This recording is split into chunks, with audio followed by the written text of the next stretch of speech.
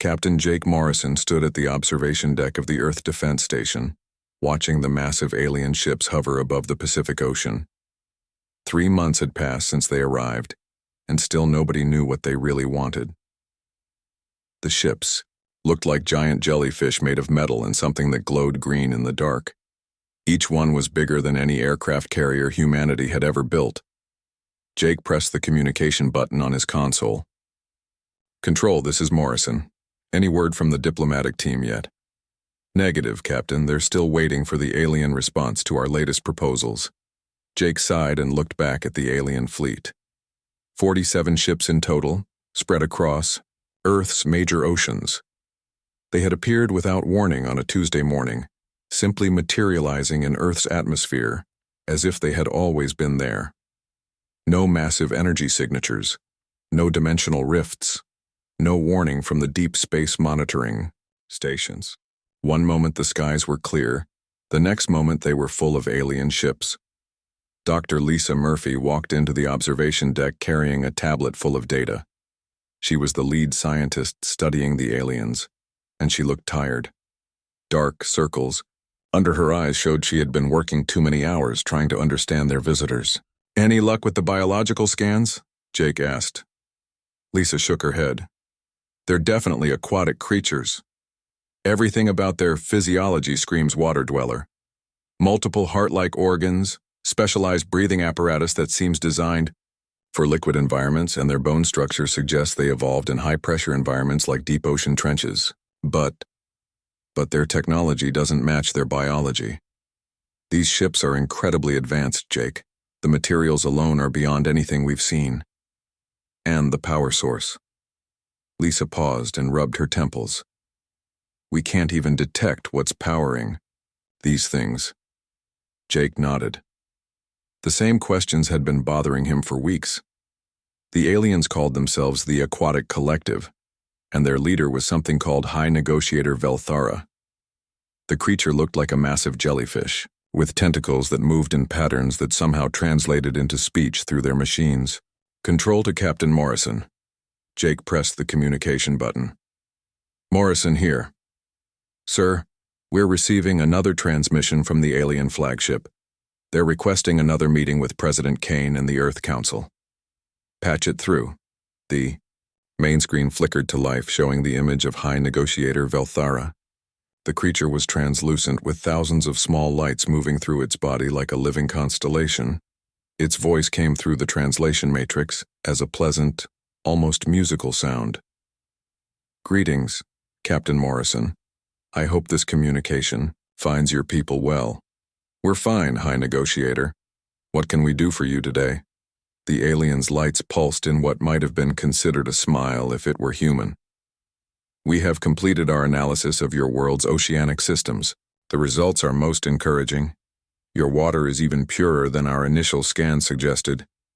Jake felt something cold in his stomach. "I'm glad you approve." "Indeed. We are prepared to move forward with formal negotiations. Our offer remains generous, I believe. In exchange for 70% of your planetary water supply, we will provide your species with medical technology that will extend your lifespans by 300 years. We will also share defensive systems that can protect your world from asteroid impacts and cosmic radiation." Lisa stepped forward. "High Negotiator, 70% of our oceans would devastate our planet's ecosystem. Marine life would die. Weather patterns would change completely, and coastal regions would become uninhabitable." The alien's lights shifted to a different pattern. "Dr. Murphy, your concerns are understandable but unnecessary. Your species is primarily land-based. The loss of oceanic water will not significantly impact your ability to survive and prosper on the remaining landmasses." "But what about the billions of people who live near the oceans?" Jake asked. "What about the fish and other sea life that feed much of our population?" "Adaptation is the cornerstone of evolution, Captain. Your species has shown remarkable adaptability throughout your history. We have confidence that humanity will adjust to the new environmental conditions." Jake exchanged glances with Lisa. There was something in the alien's tone that bothered him. It was too casual, too dismissive of human concerns. High Negotiator, can you tell us more about your own situation?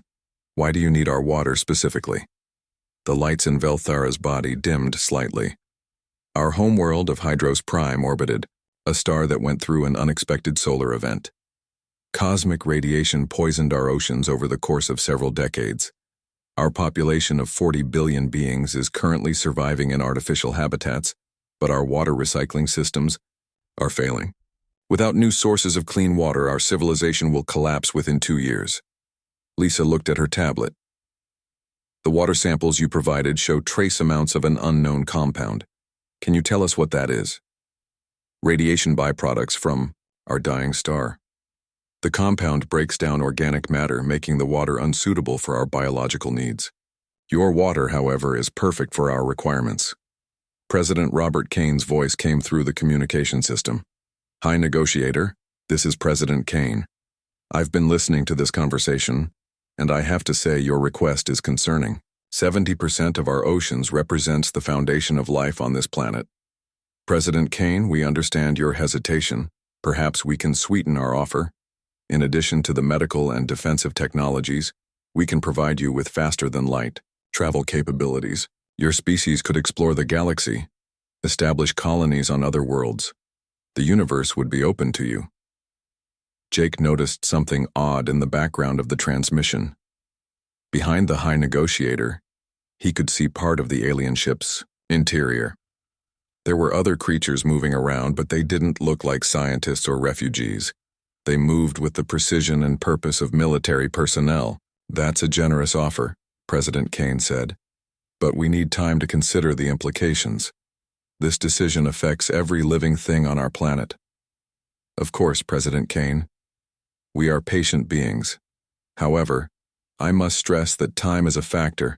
For our people, each day we delay means more of our population faces death from dehydration and system failure. Lieutenant Commander Alex Stone walked into the observation deck and handed Jake a data pad. Alex was their best military analyst, and he looked troubled. The pad showed energy readings from the alien ships. We will need at least 2 weeks to properly evaluate your proposal, President Kane said. Acceptable. We will await your decision. But please remember, President Kane, we came to you in peace, offering fair trade for something we desperately need. We hope humanity will show the same compassion that we would show in similar circumstances. The transmission ended, and Jake immediately looked at the data pad Alex had given him. The energy readings showed that the alien ships weren't just hovering passively above the oceans. They were conducting detailed scans of every major naval base, coastal defense installation, and underwater facility on the planet. Alex, how long have they been doing these scans? Since day 1, Captain. But it's gotten more intensive in the last week. They're not just studying our oceans, they're mapping our entire planetary defense network. Lisa looked at the biological data on her tablet again. Something was bothering her about the water samples.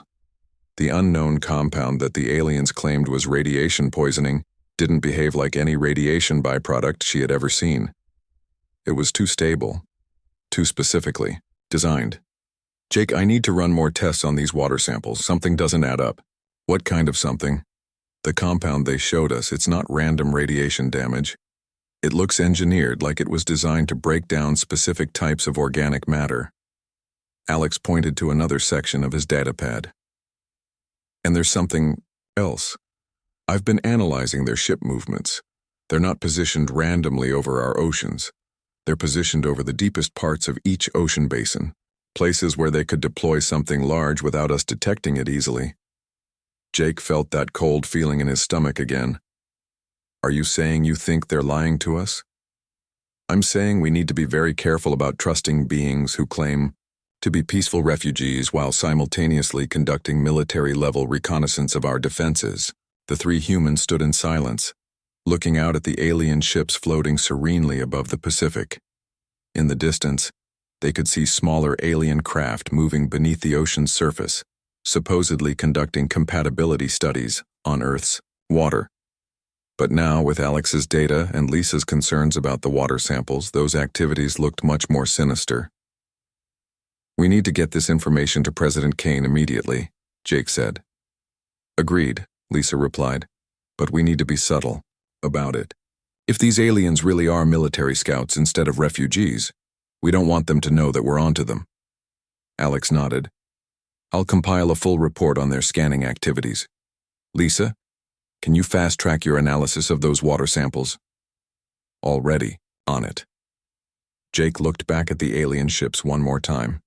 47 massive vessels, each capable of destroying any city on Earth, hovering peacefully above the world's oceans. 3 months ago, humanity had thought this was the beginning of a new age of cooperation and advancement. Now Jake Way, Marine Sergeant Nina Rodriguez, sat in the communication bunker deep beneath the Earth Defense Station, listening to alien transmissions through her headphones.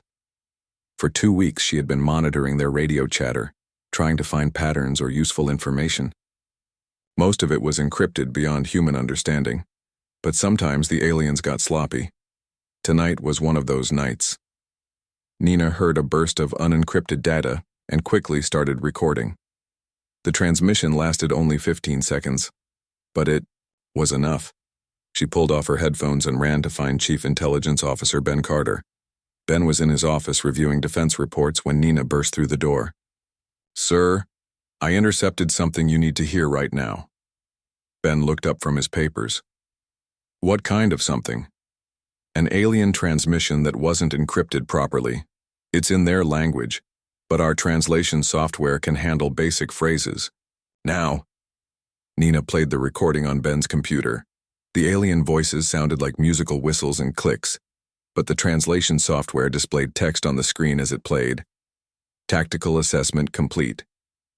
Land dweller defensive capabilities, minimal. Orbital weapons platforms non-functional. Recommend immediate implementation of extraction protocols. Ben stared at the screen. "Play it again." Nina ran the recording 3 more times. Each time the translation was the same. The aliens weren't talking like refugees seeking help. They were talking like military commanders planning an invasion. "Nina, get Captain Morrison down here immediately, and find Dr. Murphy too."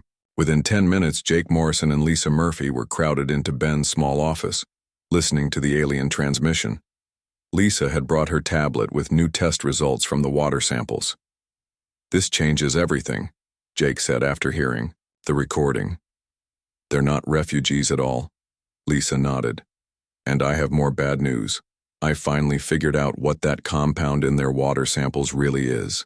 She showed them her tablet screen with detailed molecular analysis. "It's not radiation poisoning. This compound is artificially created and it's designed to break down organic matter at an accelerated rate. Specifically, it targets the proteins found in Earth-based marine life." Ben frowned. "What does that mean exactly?" "It means this compound would kill every fish, whale, dolphin, and sea creature on our planet within months. It would also break down coral reefs, kelp forests, and underwater plant life. Basically, it would sterilize our oceans of all Earth-originated life." Jake felt sick. "Why would they want to kill all our sea life?" "Because dead organic matter is easier to filter out during water processing," Lisa said. "If they're planning to harvest our oceans, they don't want billions of tons of living creatures contaminating their harvest." Ben pulled up a star map on his computer. "I've been researching their claim about being from Hydros Prime. There's no record of any star in that region having recent solar events. In fact, the star they claim orbited went nova over 500 years ago." Nina looked at the others. "So they've been lying about everything." "Not just lying," Jake said. "Planning. This whole diplomatic approach has been a scouting mission. They've been studying our defenses, mapping our capabilities, and probably seeding our oceans with that compound already." Lisa's face went pale. "Jake, if they've already started releasing that compound into our oceans, we need to test the water immediately." "How long would it take to spread through the entire ocean system?" Ben asked. "Depending on where they released it and how much they used, anywhere from 6 months to 2 years for global saturation. But marine life would start dying much sooner." Jake grabbed his communication device. "Control, this is Morrison. I need an immediate emergency meeting with President Kane and the Earth Council. Code Red authorization." "Captain, are you sure about Code Red? That's reserved for imminent planetary threats." "I'm sure. Patch me through to the president now. Within an hour, the Earth Council was gathered in the secure conference room. President Kane sat at the head of the table, surrounded by military leaders, scientists, and government officials. Jake presented the evidence methodically: the intercepted transmission, the analysis of the water compound, and the false information about their homeworld. So what you're telling me, President Kane said slowly, is that these aliens aren't refugees. They're invaders who want to steal our oceans and are willing to kill every living thing in them to make the job easier. That's exactly what we're telling you, Mr. President, Lisa replied. And based on their timeline, they're probably planning to make their move soon. General Patricia Wells, Earth's highest-ranking military officer, leaned forward. How soon? Ben consulted his notes. The transmission mentioned immediate implementation of extraction protocols. In military terms, that usually means within days or weeks, not months. President Kane stood up and walked to the window overlooking the Pacific Ocean. In the distance, the alien ships hovered peacefully, their green lights pulsing gently in the twilight. General Wells, what are our options if they decide to take our oceans by force? Limited, Mr. President. Their ships are far more advanced than anything we have. In a straight fight, we'd lose badly. But we don't have to fight them in space, Jake said. They need to come down to ocean level to extract the water. That's where we might have a chance. President Kane turned back to the group. Explain. Their ships are designed for space travel and atmospheric flight. But if they want to extract billions of gallons of ocean water, they'll need to deploy harvesting equipment at sea level or underwater. That's where our submarines and naval forces could engage them. General Wells nodded slowly. Captain Morrison has a point. We have nuclear submarines, underwater mines, and torpedo systems. If we can force them to fight in the water instead of the air, we might be able to inflict some damage. President Kane made his decision. I want all diplomatic contact with the aliens suspended immediately. General Wells, start preparing our naval forces for possible combat. Dr. Murphy, I need you to start testing ocean water samples from around the globe to see if they've already started poisoning our seas. What about the aliens? Ben asked. They'll know something is wrong when we stop responding to their communications. Let them wonder, President Kane said grimly. Maybe we can buy some time while they try to figure out what we're doing. Dr. Murphy was already on her tablet, coordinating with research stations around the world. Mr. President, I can have preliminary test results within 24 hours. If they've been seeding our oceans with that compound, we'll know soon. Jake looked out the window at the alien ships. What if they've already started and we're too late? Then we fight anyway, President Kane said. Those are our oceans, our planet, our home. No alien species is going to poison our world and steal our water without a fight. The meeting broke up with everyone heading to their assigned tasks. As Jake walked back to his station, he thought about the magnitude of what they were facing. Humanity had dreamed of meeting alien life for centuries, imagining peaceful contact and mutual cooperation. Instead, they had encountered predators who saw Earth as nothing more than a water source to be harvested. His communication device buzzed with an incoming message. It was from the alien flagship. Captain Morrison, this is High Negotiator Velthera. We have not received any response to our latest proposals. Is there a problem with your communication systems? Jake stared at the message for a long moment before responding. No problems with our systems, High Negotiator. We're still reviewing your proposals. Excellent. We look forward to your decision. Perhaps we could arrange another meeting tomorrow to discuss any concerns your leaders might have. I'll pass that along. Jake turned off his communication device and looked back at the alien ships. Now that he knew what they really were, he could see things differently. The way they positioned themselves over the deepest parts of the oceans wasn't random. The smaller craft moving underwater weren't conducting compatibility studies. They were military vessels preparing for an assault. His device buzzed again with a message from Dr. Murphy. Jake, preliminary tests are showing traces of the compound in water samples from the Pacific, Atlantic, and Indian Oceans. They've already started poisoning our seas. Jake closed his eyes and took a deep breath. The enemy had revealed themselves, and humanity was already under attack. The only question now was whether they could mount an effective defense before it was too late. He opened his communication device and sent a message to President Kane. Mr. President, Dr. Murphy has confirmed alien contamination in all major Gaia ocean systems. Recommend we move to full military alert immediately. The response came back within minutes. Alert status elevated to DEFCON 2. All naval forces are being mobilized. God help us all. Jake looked out at the alien ships one more time. Tomorrow the real war would begin. President Robert Kane stood before the emergency session of the United Nations, looking out at representatives from every nation on Earth. The alien ships hung in the sky outside the building, visible through the massive windows like giant metal, jellyfish waiting to strike. My fellow leaders, Kane began. 12 hours ago we learned the truth about our visitors.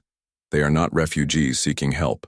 They are invaders who have already begun poisoning our oceans and plan to steal 70% of our world's water. Murmurs of shock and anger rippled through the assembly. The French representative stood up. President Kane, do you have proof of these accusations? Kane nodded to Dr. Lisa Murphy, who stepped forward with her research data. The compound they showed us as evidence of their poisoned homeworld is actually a biological weapon designed to kill all marine life on Earth. We've detected this compound in water samples from every major ocean. They've been seeding our seas for weeks. The Russian delegate slammed his hand on his desk. This is an act of war. Yes, it is, Kane replied. And now we must decide how to respond. General Wells, please brief the assembly on our military options. General. Patricia Wells walked to the podium carrying a thick folder of battle plans. Ladies and gentlemen, in a conventional space battle, we would lose. The alien ships are more advanced than anything in our arsenal. However, we believe we can force them to fight us on our terms. She activated a holographic display showing Earth's oceans and the positions of the alien fleet. The aliens need to extract water from sea level. They can't do it from orbit. This means they'll have to bring their harvesting equipment down to the ocean surface, where our submarines and naval forces can engage them. The Chinese representative raised her hand. What about their weapons? Surely their ships are heavily armed. They are, Wells admitted, but their weapons seem designed for space combat, not underwater warfare. Our nuclear submarines can operate. At depths, their energy weapons can't penetrate effectively. Kane stepped back to the podium. The plan is simple. We make them come to us. We turn every ocean on Earth into a battlefield and make them pay for every drop of water they try to steal. The British representative looked concerned. President Kane, what about civilian populations near the coasts? If we're fighting in the oceans, millions of people could be at risk. We're already at risk, Kane replied firmly. If we do nothing, they'll poison our oceans and steal our water anyway. At least this way, we fight back.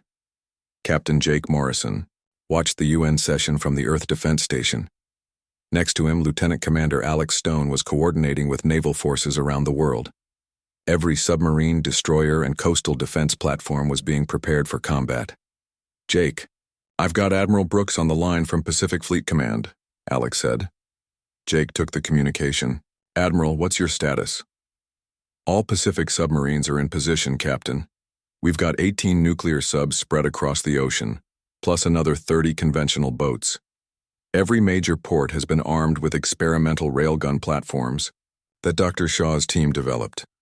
Dr. Kevin Shaw was Earth's top weapons engineer, and for the past month he had been working on ways to adapt human weapons for fighting alien technology.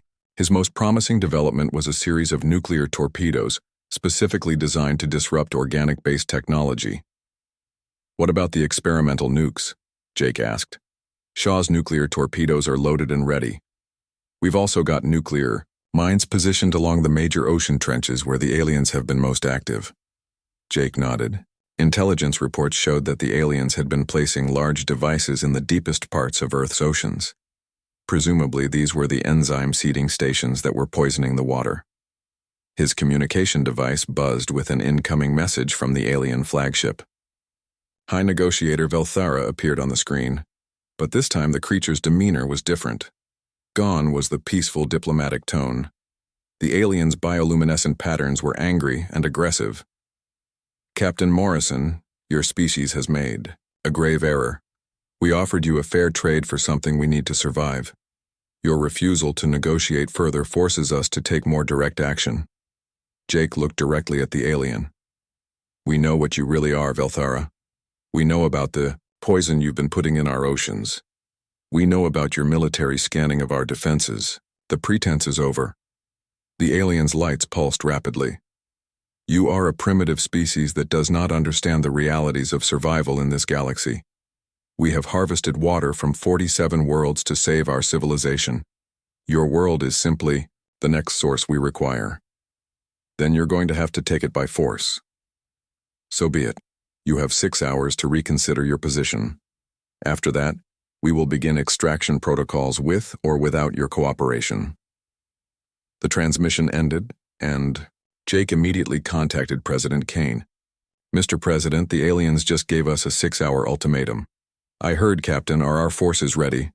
"As ready as we can be, sir." Kane's voice was grim but determined.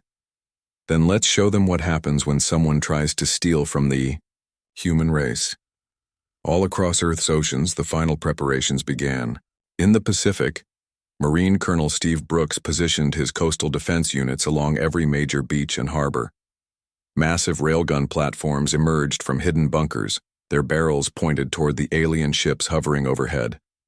In the Atlantic, submarine commander Captain Rick Davis took his nuclear boat to a depth of 800 feet, directly beneath one of the alien harvesting devices. His nuclear torpedoes were armed and ready. Lieutenant Commander Stone coordinated the global defense from his command center. "All units, this is Stone. The aliens have given us 6 hours. I want everyone in position and ready to engage on my signal." Reports came in from around the world. The Mediterranean fleet was ready. The Indian Ocean submarines were in position. Arctic patrol boats had nuclear mines prepared. For the first time in human history, every naval force on the planet was united against a common enemy. Dr. Murphy worked frantically in her laboratory, analyzing the latest water samples. The alien poison was spreading faster than they had initially calculated. Dead fish were already washing up on beaches in Japan and California. If they didn't stop the aliens soon, the damage to Earth's marine ecosystem would be irreversible. "Jake," she called over the communication system, "the enzyme levels have tripled in the last 24 hours. They're accelerating the poisoning process." "How long do we have before the damage becomes permanent?"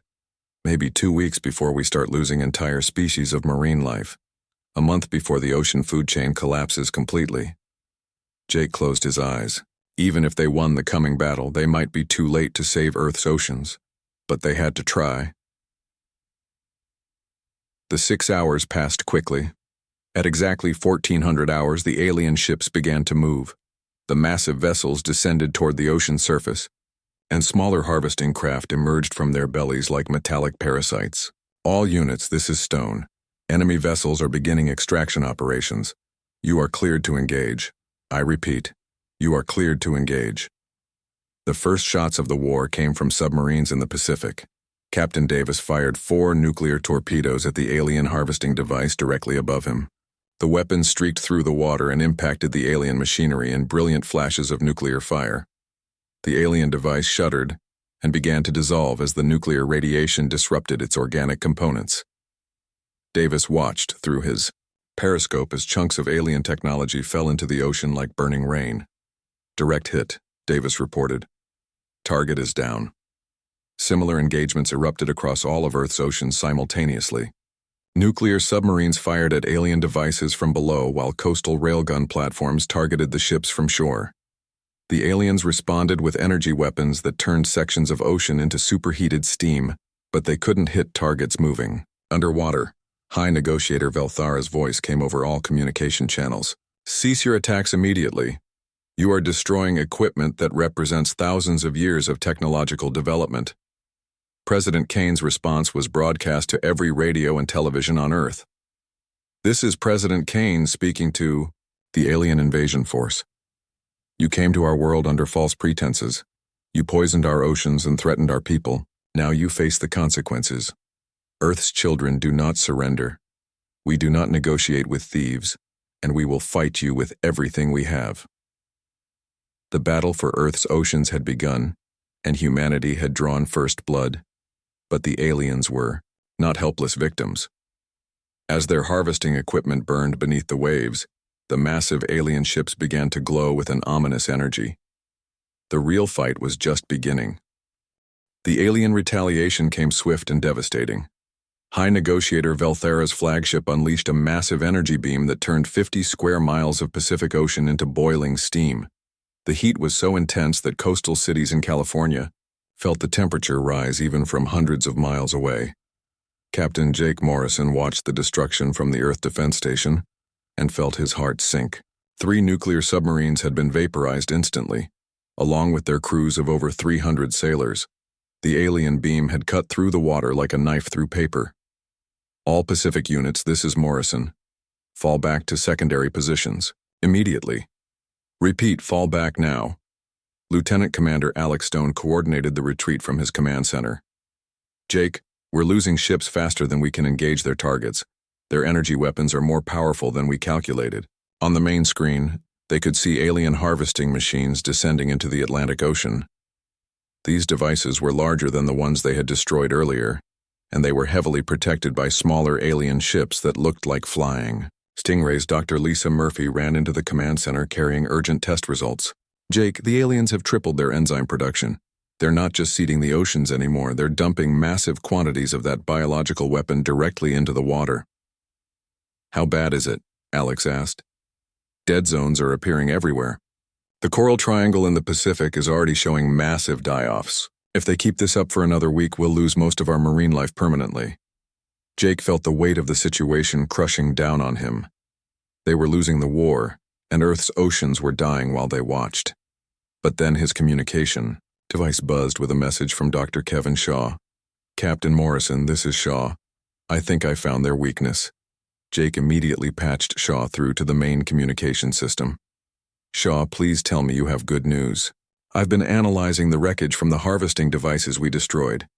Their organic technology has a fatal flaw. Nuclear radiation doesn't just damage it, it completely disrupts their cellular repair systems. Once their bioships take enough radiation damage, they can't regenerate." Alex leaned forward. "How much radiation are we talking about?" "A lot. More than our standard nuclear torpedoes can deliver. But I have an idea that's either brilliant or completely insane." Jake and Alex exchanged glances. "We're listening." "What if we don't just attack their harvesting equipment? What if we turn the entire ocean into a nuclear battlefield?" The silence in the command center was deafening. Finally, Alex spoke. "Shaw, are you suggesting we detonate nuclear weapons across all of Earth's oceans?" "That's exactly what I'm suggesting. We place nuclear mines along every major ocean trench.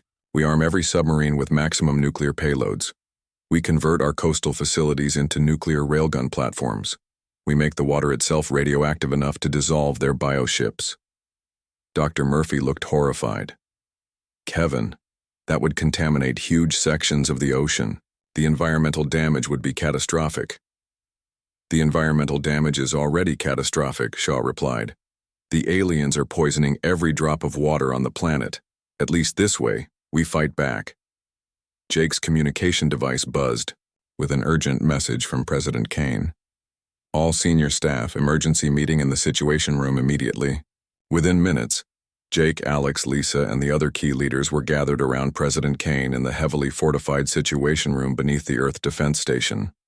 On the main screen, they could see real-time footage of the alien assault. Massive harvesting machines were now operating in every major ocean. Each device was surrounded by alien warships that fired energy beams at any human vessel that came within 50 miles. The death toll was climbing rapidly as naval forces around the world were systematically destroyed. "General Wells," President Kane said, "give me our current status." General Wells looked grim. "We've lost 60% of our submarine fleet.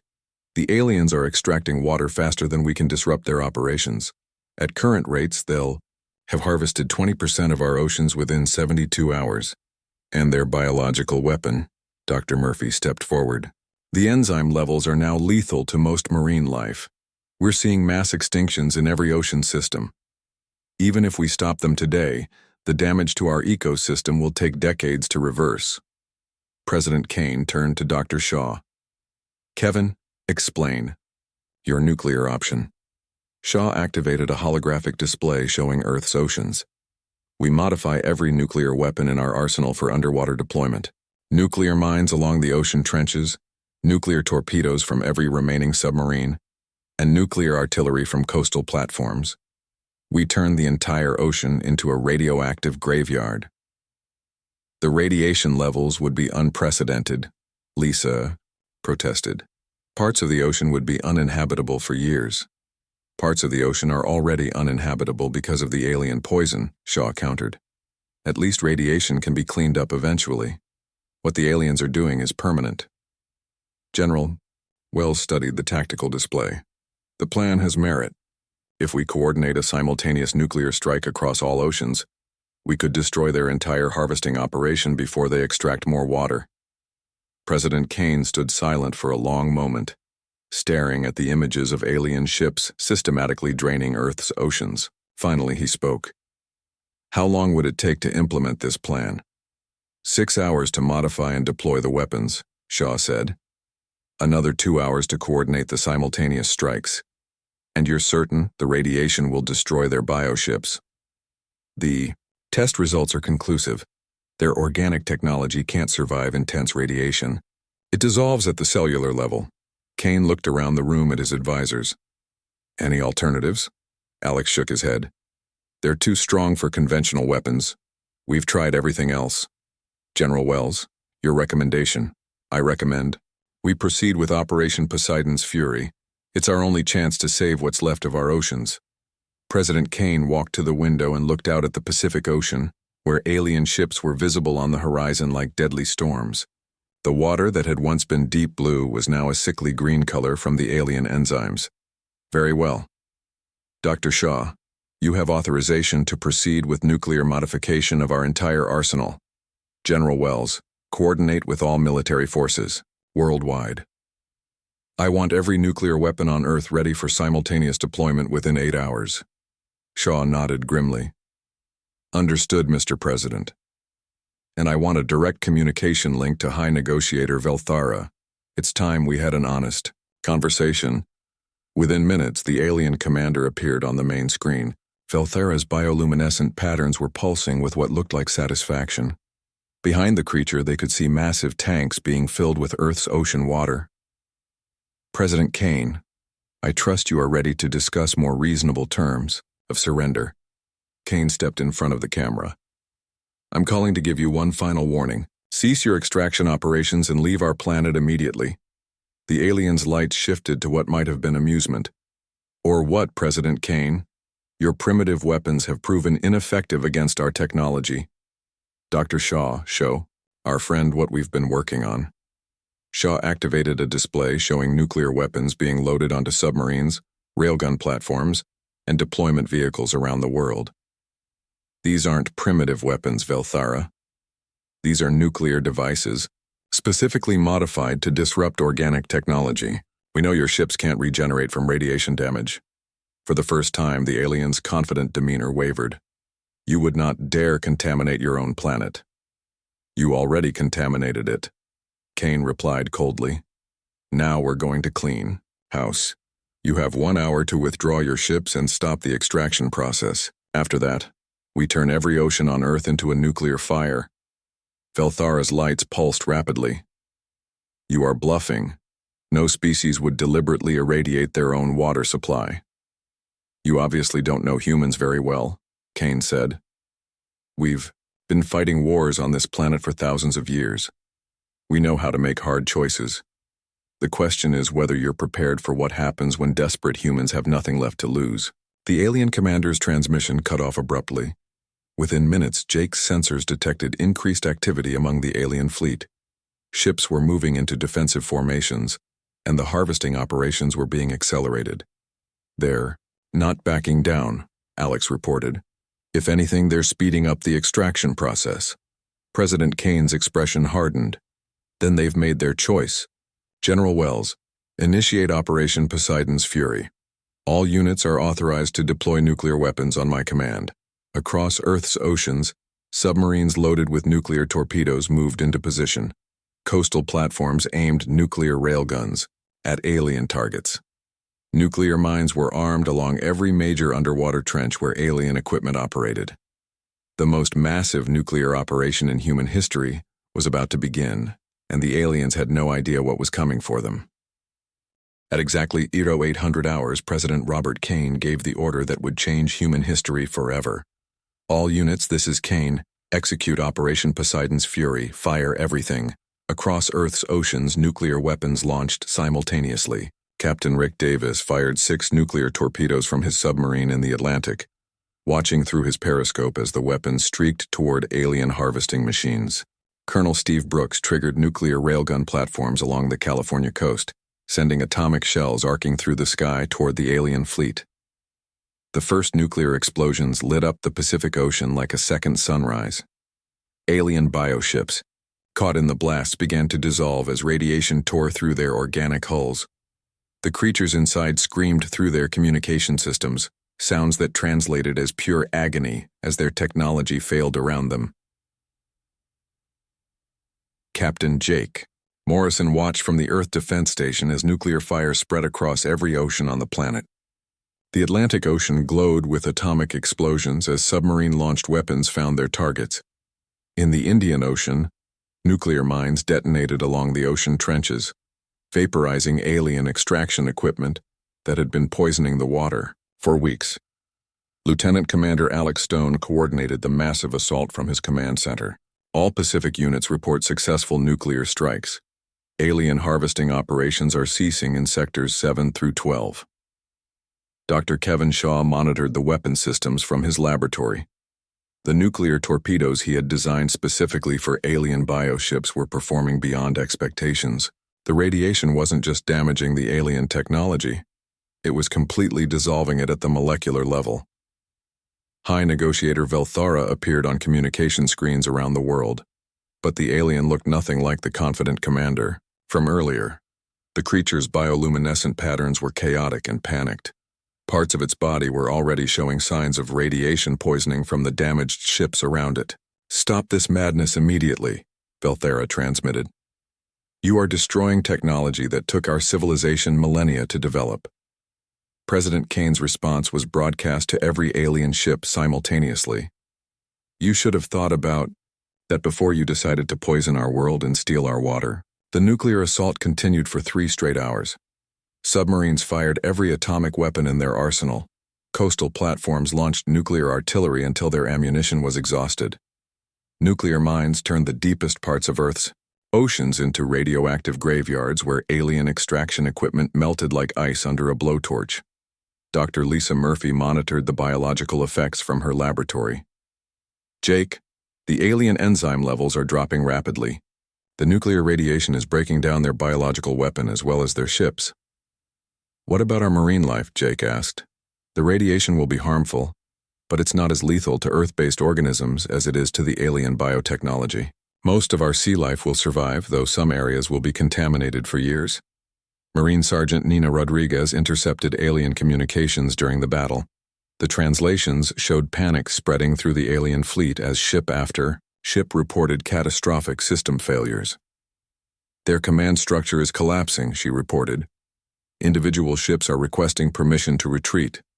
The turning point came when a coordinated nuclear strike destroyed the alien flagship's harvesting apparatus.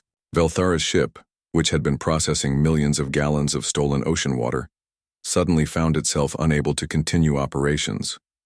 Worse, the radiation from nearby explosions was causing the ship's hull to deteriorate. "All alien vessels." "This is High Negotiator Velthara," came the transmission. "Cease extraction operations immediately. All ships prepare for emergency departure."